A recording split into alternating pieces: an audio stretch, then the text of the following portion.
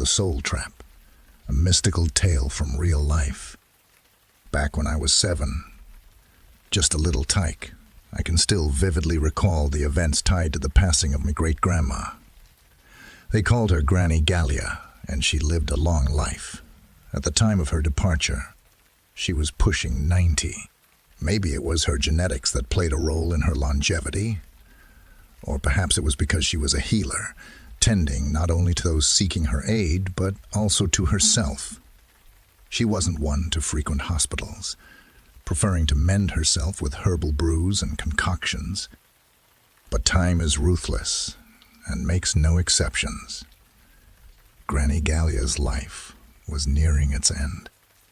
When she took to her bed, everyone understood she wouldn't rise again, and preparations for the funeral began quietly. Us kids were rarely brought to her, but for some reason, I was taken to bid her farewell that time. I still remember her room, heavy curtains, flowery wallpaper, a dresser, and a vanity. On the other side, against the wall, stood a massive old wardrobe with mirrors on both doors. Mom tidied up her room.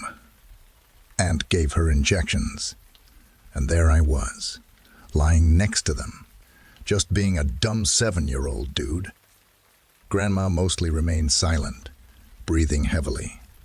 Then, as if awakening, she said, "It's better for all of you to cover the mirrors when I'm gone, or, God forbid, I'll be eternally watching over you from there. No peace at all." Her words rang out crystal clear and etched into my consciousness. Maybe it was because I tried to make sense of it, vividly picturing Grandma crawling into the mirror and peering out. Mom and Aunt paid little attention to her words and continued talking about whatever they were discussing. Less than a week later, Granny Galya passed away. In the hustle, everyone forgot about the mirrors and her warning. On the night before the funeral, my mom and 2 other aunts stayed overnight at Granny's apartment. I was brought along because there was no one to leave me with. Granny lay on her bed in her room, covered with a simple sheet. I, a clueless kid, understood what happened, but didn't grasp the tragedy of it. All, just everything.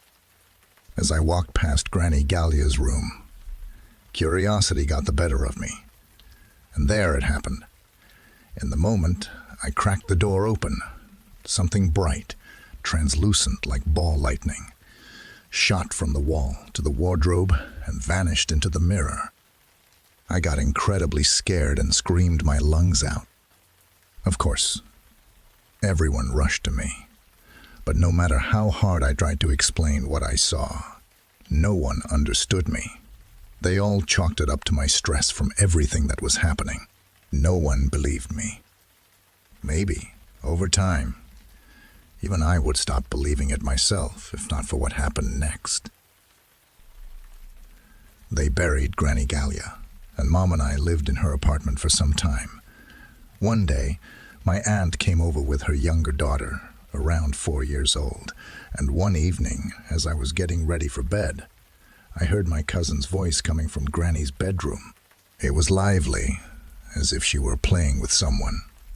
I walked in, and there she was, sitting in front of the mirror, smiling, talking, and showing something to the reflection. I approached her and asked, "Are you talking to someone?" She pointed at the reflective surface and said, "We're playing with Granny Galya.